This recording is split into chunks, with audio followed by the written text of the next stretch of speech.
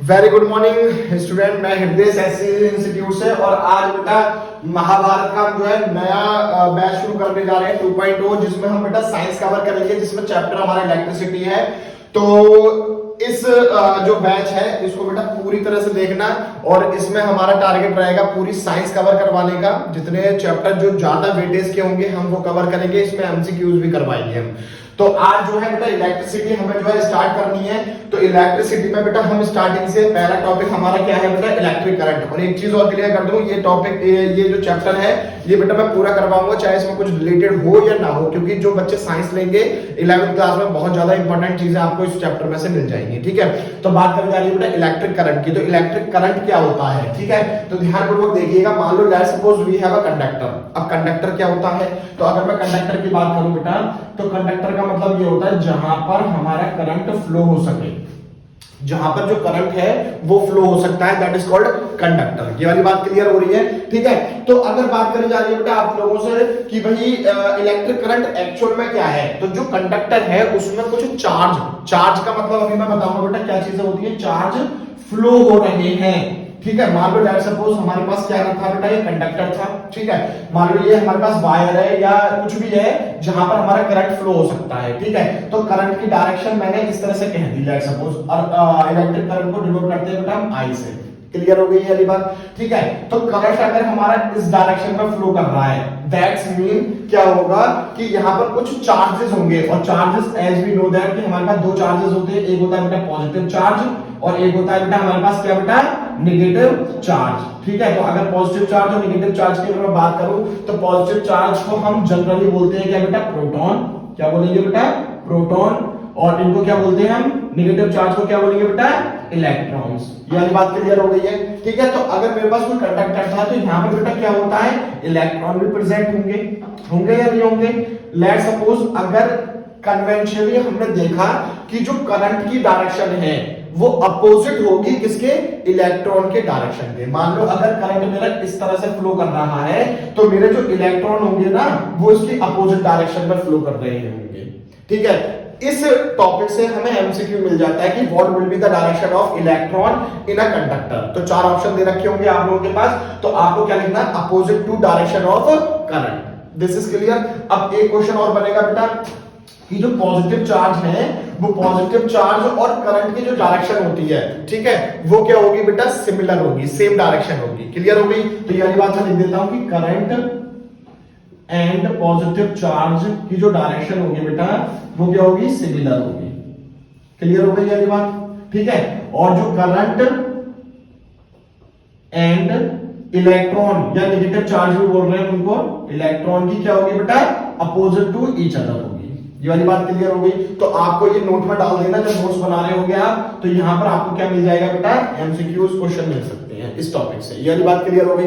Now कुछ basic चीजें देखते हैं बेटा कि इलेक्ट्रिक करंट है तो इलेक्ट्रिक करंट क्या, अगर जनरली मैं डिफाइन करने की कोशिश करूं तो क्या लिखेंगे हम, flowing of charge, flowing of charge is called electric current. Electric current क्या होता है, जनरली इलेक्ट्रिसिटी होती है। तो जो जनरली इलेक्ट्रिसिटी आ रही है हम क्या बोल सकते हैं, फ्लोइंग ऑफ चार्जेस, चार्जेस का फ्लो होना, that is called electric current. ये वाली बात क्लियर हो गई। नाउ अगर बात की जा रही है बेटा चार्ज को हम डिनोट करते हैं किससे बेटा, क्यू से। जनरली बहुत इंपॉर्टेंट वीडियो होने वाली है, लास्ट तक देखना तभी ये टॉपिक समझ में आएगा। जिन बच्चों को 12 चैप्टर बहुत ज्यादा हार्ड लगता है, आज आसान लगने वाला है। तो बेटा चार्ज होते हैं उनको हम डिनोट करते हैं बेटा किससे, क्यू से।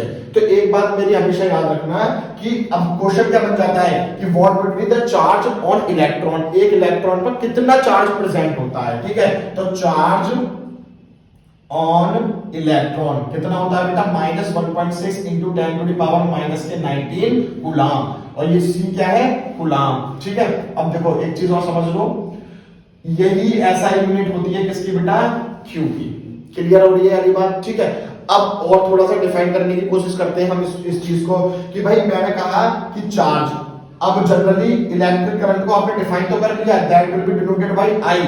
तो आई क्या होता है, फ्लोइंग ऑफ चार्ज, लेकिन कितने टाइम में। तो इसका हम जो फॉर्मूला करते हैं आई बराबर हो जाएगा बेटा क्यू अपॉन में टी। ये वाला फॉर्मूला समझ में आया बेटा, क्या हो जाएगा, करंट क्या होगा, मान लो कोई कंडक्टर था, जैसे एक मैं एग्जांपल दूं आप लोगों को, जैसे रोड है, ठीक है। तो रोड पर लोग चलते हैं, है ना। तो लोग चल रहे हैं, कितने समय में कितने लोग पास हो रहे हैं, that will B current. Clear हो गई है? ठीक है। अब इसी तरह से क्या है, ये कंडक्टर है, कंडक्टर में कितने चार्ज फ्लो हो रहे हैं कितने समय में, that is called electric current. तो क्या हो जाएगा, I बराबर में Q अपॉन में T। ठीक है, तो Q हमारे यहां पर क्या था बेटा, नेट चार्ज। ठीक है, और T क्या है हमारे पास बेटा, टाइम है, यस और नो। और I क्या था हमारे पास बेटा, करंट था। क्लियर हो गई? नेट चार्ज की जो ऐसा यूनिट होती है वो होती है बेटा कूलम, और सेकंड की जो ऐसा यूनिट होती है वो होती है सेकंड बेटा, और करंट की जो ऐसा यूनिट होती है वो होती है हमारे पास एम्पियर। क्लियर हो गई है? ये वाली बात बहुत अच्छे से समझ में आ गई। ठीक है, अगर मैं इसमें क्वेश्चन की बात करूं, ये क्वेश्चन की बात करूं कि लेट सपोज हमारे पास जो है करंट दे रखा है बेटा, जो है 2 एम्पियर का दे रखा है लेट सपोज। ठीक है, और टाइम हमारे पास दे रखा है बेटा 2 मिनट का। ध्यानपूर्वक समझना है, तो हमें निकालना है बेटा नेट चार्ज कितना होगा, है ना? क्वेश्चन समझ में आ गया? ठीक है, तो ये 2 मिनट में दे रखा है, तो इसको हम सेकंड में कन्वर्ट करना पड़ेगा। तो कितने सेकंड हो जाएंगे बेटा, बोलो? अरे पता नहीं है क्या, बोल क्यों नहीं रहे हो? 1 मिनट में कितने सेकंड होते हैं, 60, और 2 मिनट में कितने हो जाएंगे, 120। सुबह सुबह क्या दिक्कत हो गई क्या, खा पी कर नहीं आए हो क्या, नहा धो के आए हो बेटा? नहा के भी नहीं आते यार, कैसे बच्चे हैं? तो क्या हो जाएगा 120। अब हमें क्या निकालना है बेटा, I बराबर में क्या होता है, Q अपॉन में T। ठीक है, I गिवन दे रखा है कितना, 2 एम्पियर दे रखा है, बराबर में Q की वैल्यू हमें नहीं पता, निकालनी है। T हमारे पास कितना आ गया था, 120 आ गया था। इसकी जब मल्टीप्लाई करेंगे 12 दूनी 24, और कितना आ जाएगा कूलम, बराबर में Q आ जाएगा। ठीक है, तो 12 दूनी 24 कितने आ जाएंगे, 240 कूलम आ जाएंगे। एक बार चेक कर लो, सही है? आगे बात समझ में अच्छे से क्लियर हो गई है चीजें? ठीक है, अच्छा अब नेक्स्ट चीज देखते हैं। एक चीज और देख लेते हैं बेटा कि जो इलेक्ट्रिक करंट है उसको मेजर करने के लिए हमें एक डिवाइस चाहिए होती है। ठीक है, तो वो डिवाइस क्या होती है, पूछा जा सकता है कि क्या नाम है, what will be the device to measure the current. तो क्या होती है, एमीटर होती है। ध्यान से रखना। तो क्या हो जाएगी बेटा, एमीटर जो है डिवाइस होगी जो हम इलेक्ट्रिक करंट को मेजर कर सकते हैं। क्लियर हो गई अगली बात? ठीक है, अब हम पढ़ने जा रहे हैं इलेक्ट्रिक पोटेंशियल और पोटेंशियल डिफरेंस क्या होता है। तो इलेक्ट्रिक पोटेंशियल क्या होता है बेटा, जहां पर बात पोटेंशियल की आ जाए, हमेशा एक बात याद रखना, इनको किससे डिनोट करेंगे, कैपिटल V से डिनोट करेंगे। ठीक है, तो कैपिटल V मतलब इलेक्ट्रिक पोटेंशियल पहले डिफाइन कर लेते हैं। तो इलेक्ट्रिक पोटेंशियल ये होता है बेटा कि मान लो अगर मेरे पास कोई चार्ज रखा हुआ है, क्या रखा हुआ है बेटा, चार्ज रखा हुआ है, और वो इन्फिनिटी पर है। उस इन्फिनिटी पर मुझे एक पॉइंट पर उस चार्ज को लेके आना है, तो मुझे कोई ना कोई वर्क डन करना पड़ेगा। यस और नो गाइस? तो मुझे इस चार्ज को यहां तक ले जाने में क्या है, कोई वर्क डन करना पड़ेगा। यस और नो, है ना? तो जो वर्क डन करना पड़ेगा, अब देखते हैं कितना वर्क डन करना पड़ेगा, मुझे तो नहीं पता, लेकिन बस हमने क्या कह दिया, वर्क डन करना पड़ेगा। That will B electric potential. क्या हो जाएगा, V बराबर में क्या होता है, W अपॉन में Q। कहने का मतलब क्या हुआ बेटा कि इलेक्ट्रिक पोटेंशियल वो होता है कि जब हमें कोई वर्क डन करना पड़ता है एक यूनिट चार्ज को इन्फिनिटी पर से लेकर एक पॉइंट पर लाने में, that will B electric potential. अब बात कही जा रही है पोटेंशियल डिफरेंस की।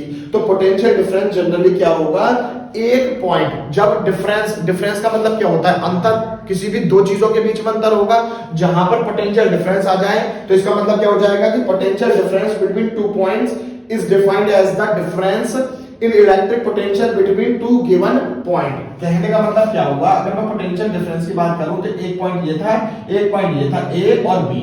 तो A से B पॉइंट में ले जाने के लिए जो वर्क डन करना पड़ रहा है मुझे, that will B potential difference. V बराबर में क्या हो जाएगा, W अपॉन में Q। बात वही है। ठीक है, अब देखो ध्यानपूर्वक देखना, ये W क्या है यहां पर बेटा, वर्क डन है।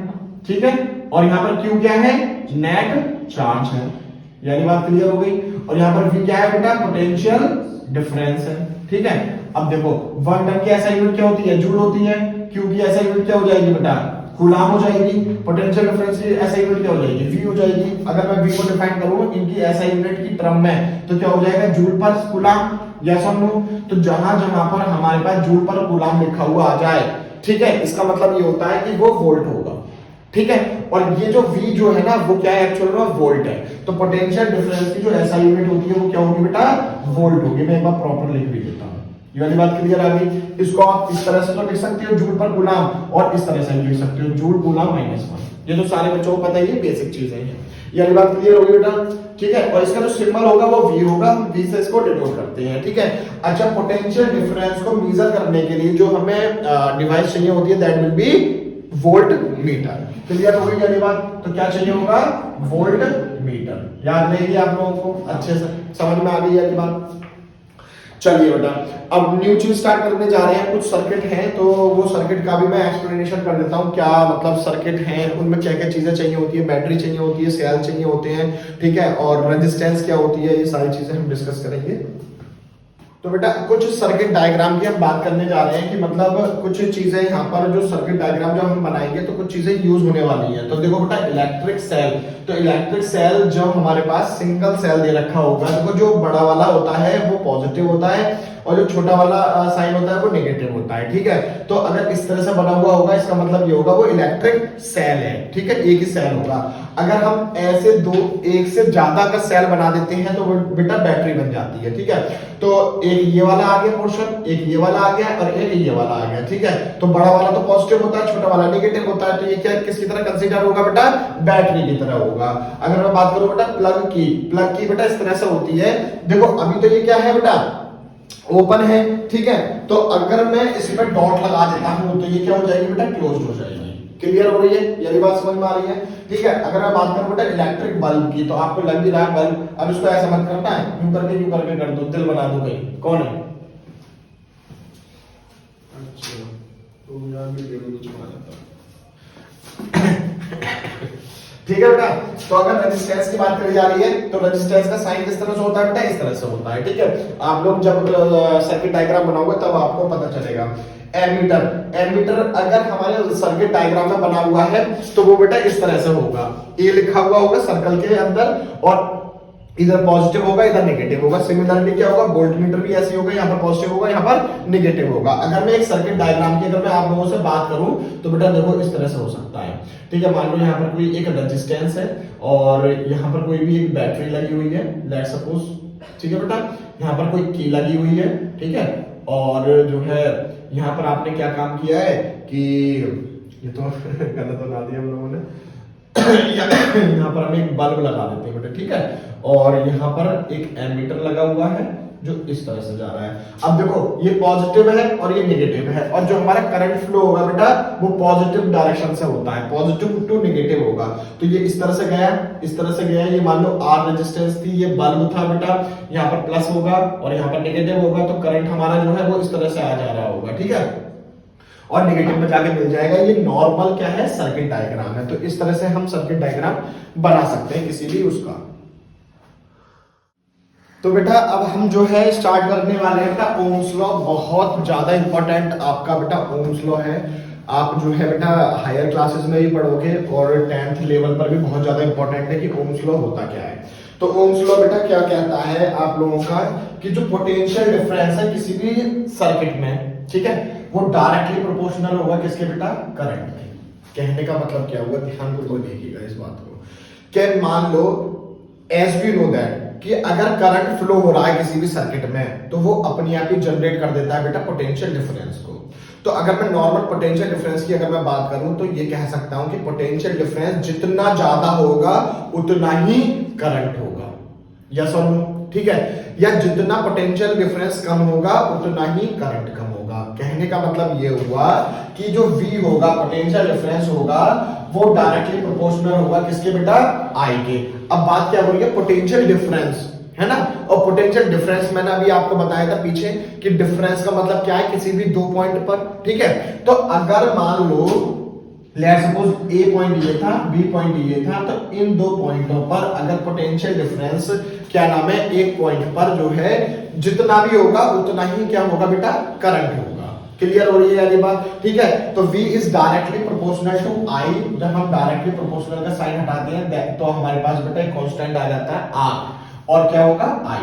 तो V इक्वल्स टू में क्या हो जाएगा बेटा? I R। ये वाली बात क्लियर हो गई है, ठीक है। अब ये R नाम की चिड़िया क्या है? R नाम की चिड़िया होती है बेटा रेजिस्टेंस। इसको हम बहुत बारीकी से पढ़ने की कोशिश करते हैं, ठीक है। ऐसे समझ लेते हैं बेटा, मान लो लेट्स सपोज कि ये रोड है बेटा, ठीक है। तो रोड मान लो कितने फुट का है, 70 फुट का है, जो अपने गली के बाहर है 70 फुट का रोड है ना। यहाँ पर बेटा क्या है, कुछ गाड़ियां रखी हुई हैं, गाड़ियां खड़ी हुई हैं, रखी क्या है, खड़ी हुई हैं गाड़ियां बेटा, ठीक है, इस तरह से, है ना। तो अब यहाँ पर कोई एक बंदा है, लेट्स सपोज, वो अगर निकलना चाहता है तो उसे थोड़ी सी परेशानियां होंगी, है ना, निकलने में, पास होने में थोड़ी परेशानियां होंगी, क्योंकि गाड़ियां जो है क्या है, जगह जगह पर है। तो लो यहाँ पर भी एक गाड़ी खड़ी है, यहाँ पर भी एक गाड़ी खड़ी है, यहाँ पर भी है, यहाँ पर भी है, तो इसको थोड़ा सा बच बचा के ऐसे करके निकलना पड़ेगा। यस और नो। अब ये जो गाड़ियां है ना, यही क्या है बेटा, एक्चुअल में रेजिस्टेंस है। क्या है बेटा, रेजिस्टेंस है। रेजिस्टेंस का मतलब एक्चुअल में क्या होता है, रुकावटें। तो अब ये, और ये जो आदमी है ये क्या है बेटा, मान लो ये क्या नाम है हमारा, शिवा है। शिवा हमारा बेटा फेवरेट स्टूडेंट है इंस्टीट्यूट में। तो शिवा अगर क्या नाम है जो है रोड पार कर रहा है, तो क्या होगा, ये ढंग से पार नहीं कर पाएगा। क्यों? क्योंकि उसे रुकावटों का सामना करना पड़ेगा। यस और नो। तो रुकावटें आएंगी और वो क्या होंगी बेटा, रेजिस्टेंस होती है। तो अब इसको इसकी लैंग्वेज में समझने की कोशिश करते हैं। मान लो ये क्या है, हमारे पास एक कंडक्टर है, तो कंडक्टर में क्या होता है बेटा, कहीं ना रुकावटें प्रेजेंट होती है। यस और नो। ये वाली बात क्लियर हो गई है दोस्तों। तो करंट जो है, जितना करंट गया है उतना करंट वापस नहीं आ पाता है। मान लो आई करंट गया तो आई डैश आया, मतलब कम या ज्यादा आया, लेट्स सपोज, है ना, कम ही आएगा, क्योंकि यहाँ पर क्या है बेटा, रेजिस्टेंस, रुकावटों ने कुछ करंट को रोक लिया है। ये वाली बात क्लियर हो गई है दोस्तों, ठीक है। तो V is directly proportional to I, तो V इक्वल्स टू क्या हो जाता है, IR हो जाता है। और यही हमारा क्या होता है बेटा, ओम का नियम होता है। बहुत इंपॉर्टेंट चीज है। अच्छा, बेसिकली रेजिस्टेंस समझ में आ गया कि रेजिस्टेंस क्या होता है। अब इस फॉर्मूले से अगर मैं रेजिस्टेंस निकालना चाहूं तो R बराबर में क्या हो जाएगा बेटा, ये मल्टीप्लाई में नीचे आके इसके डिवाइड में आ जाएगा। यस और नो। ये वाली बात क्लियर हो गई, आगे बात समझ में या नहीं आ गई। तो R बराबर में क्या हो जाएगा, V अपॉन में I। और V की ऐसा यूनिट क्या होती है बेटा, V होती है ना। इसकी ऐसा यूनिट क्या होती है बेटा, एम्पियर होती है। तो ये क्या हो जाएगा, V अपॉन में A, या फिर हम इसको क्या लिख सकते हैं, V पर A, या फिर हम इसको लिख सकते हैं VA माइनस 1, या फिर हम इसको लिख सकते हैं बेटा क्या, ओम। और ओम का साइन ऐसा होता है। ये वाली बात क्लियर हो गई।